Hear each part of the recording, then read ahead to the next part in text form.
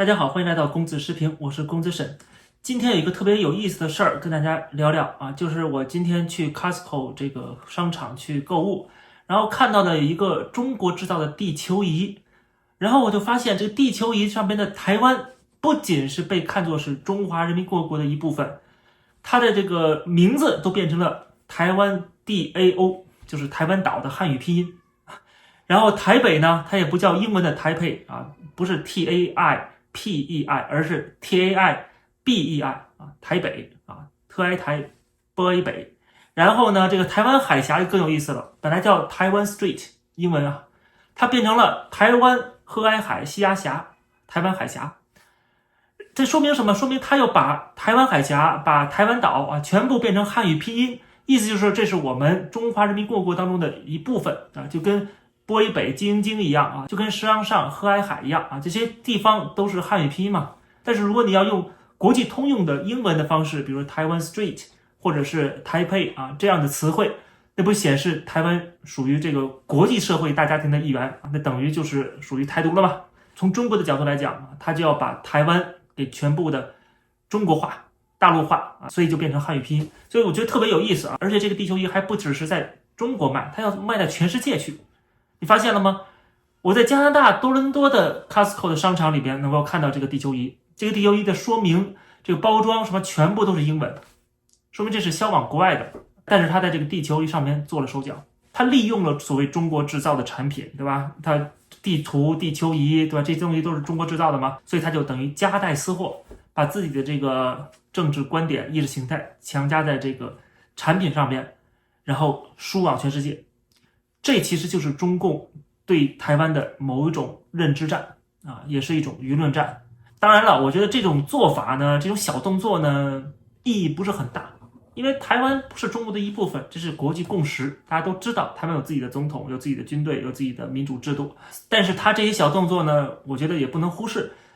台湾的外交部应该行动起来，对于这些传播到全世界的这些中国产品当中的关于台湾的认知，应该进行抗衡，不管是宣传教育方式还是抗议谴责的方式，总之要把台湾的声音表露出来，告诉全世界和全世界的消费者，中国政府有这些手段在误导你，你不要轻易的相信。这是我今天看到的这个地球仪之后有一点想法哈。那么另外呢，我还是想回应一下我在上期节目的内容，就是特别是讲到了赖清德之前被一个大学女生当场质疑，然后回应之后，这个女生没有办法把自己的问题具体化，这是让我联想到了一些就是我曾经看过的电视片啊或者什么的啊，就是我自己可能有时候也会犯这种错误，就是很容易先入为主，被媒体带节奏带风向啊。当然现在不太容易了，但是过去我也很可能是这样子的，就是有一个模糊的印象，然后就觉得这是对的，但是你让我解释不出来啊。那这种做法呢，我就是通过这件事情想给大家讲一下，就是我们可能需要反思一下自己啊，我自己也在不断的反思，对吧？我看到什么事情，我也不会去轻易的相信，没有调查就没有发言权。但是我看到很多人底下留言说这个影片不完整，后面当场的观众还是有很多能够提出这个意见的，现场其他的一些大学生还是能够提出民进党有哪些弊案，叫得出名字来啊。这个跟我所讲的这个事情完全是两回事儿，我没有讲民进党没有弊案，或者说别人没有质疑民进党。我其实在上期节目提到，可能只是很多观众忽略了我那句话啊。我讲的不是说民进党没有别人去指责他有弊案啊，确实有很多都可以叫得出名字来啊。我只是说有些人就像这个女生一样会有这样的问题 ，OK。所以说大家如果觉得哪个弊案是你最关注的，然后你觉得这个弊案是影响你的选票的，那你就应该做点研究工作，而不是说只是一个模糊的概念，媒体给你灌输了一种模糊的概念啊，你就相信了。就像中国的很多的情况一样，你就觉得说我应该爱国，对吧？因为媒体、学校、家长都在讲，你不爱国的话，你就不是人了啊，就这种感觉啊，你就觉得我应该支持这个国家，支持这个政府，这就是爱国的表现。但是他们没有想一想，真的是这样吗？你爱这个国家，这个国家爱你吗？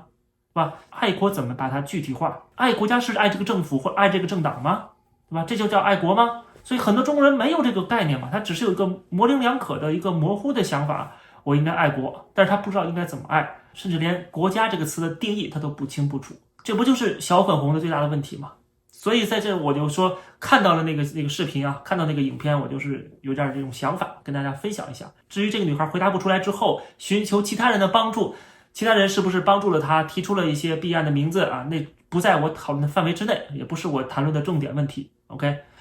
大家如果觉得民进党非常的贪腐啊，哪些官员应该下台啊，那你就去骂他们，没关系啊。我觉得这是民主自由的一个表现啊，你都可以讲，你都可以说，你都可以去评论。我只是让大家在讲之前是应该做点功课，对吧？你必须要知道自己在说什么，而不是被媒体影响啊。当然了，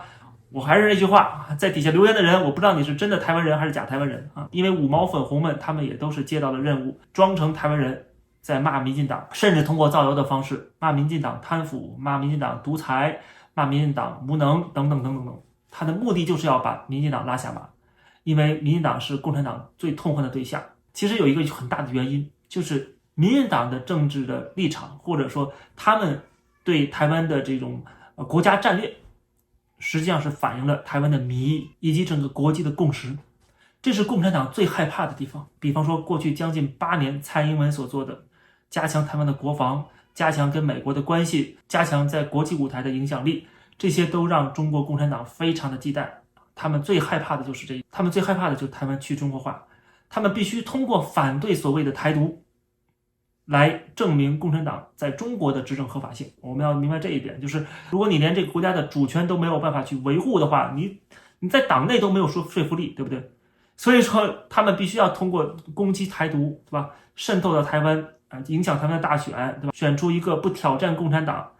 愿意听共产党话的一个政治势力，这样的话他们才能安稳，他们才能觉得说我不武统台湾，但是又能控制台湾。但是民进党执政，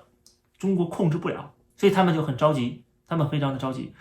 他们打又打不过啊，至少目前他们觉得可能打不赢，甚至是美日介入，他们还会一败涂地，至少到目前为止也没有到要打的那个份上。但是随着台湾不断的增强自己的军力和跟其他国家的共同的协作，也让共产党的所谓的武统的成本越来越高，所以这也是个悖论，他们想打又打不了。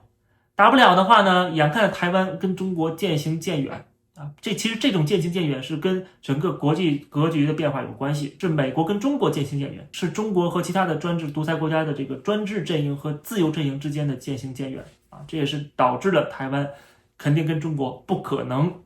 坐下来谈判，走绥靖的道路，不可能两边讨好，左右逢源。马英九时代的那个策略在今天是无效的，所以说时代在改变。但是如果马英九国民党还是觉得过去那个时代的那个策略是有效的话，那么他们必然是一定被台湾人民、被国际社会所抛弃。那他当然也肯定选不上总统。总之呢，我肯定是有我的看法、观点和倾向性的，但是选票不在我手上，选票在台湾人民的手上。那台湾人民选谁，那我都尊重。最后选出任何一个，就算哪怕国民党甚至是这个统促党当选的总统，我都尊重，这是台湾人民的选择。 OK， 那最终结果当然由台湾人民来承担，因为这是你的选择啊，我没有选择，我没有投票给他。所以说有些人在底下骂我啊，说你又不在台湾，对吧？你讲台湾的事儿，那台湾最后有什么后果你又不会去承担，对吧？是我们承担，没错啊，不是你们承担是谁承担啊，对不对？那台湾人自己做出选择，当然自己来承担了，我只是出一张嘴而已。 OK， 你可以听也可以不听啊，这个世界是言论自由，对不对？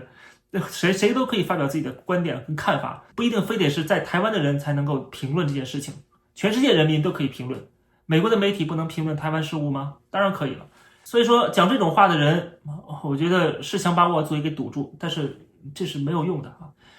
你难道期待你做出的决定最后有了什么后果，然后让我这个没有选票的人去承担？这怎么可能呢？但是因为我是在一个自由民主的国家，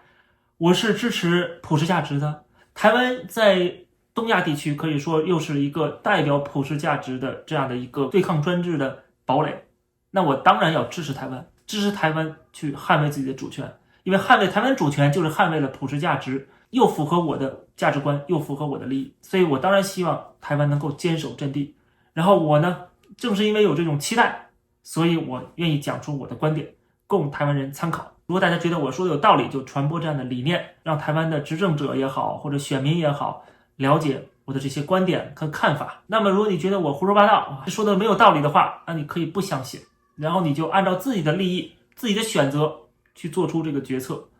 最终来承担这个后果。行，那这期节目就跟大家先聊到这儿，感谢大家收看，欢迎点击订阅这个频道。希望大家也能够加入会员来收看会员专属的影片。我们下期节目再见。